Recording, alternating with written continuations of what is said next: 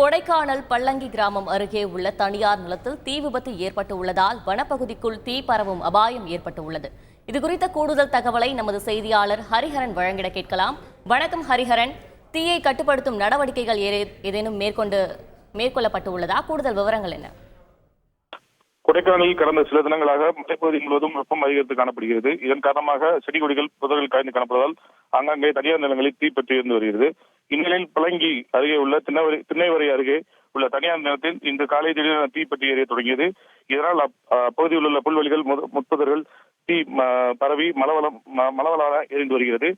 இதன் காரணமாக இப்பகுதி முழுவதுமே புகை மண்டலமாக காட்சியளிக்கிறது.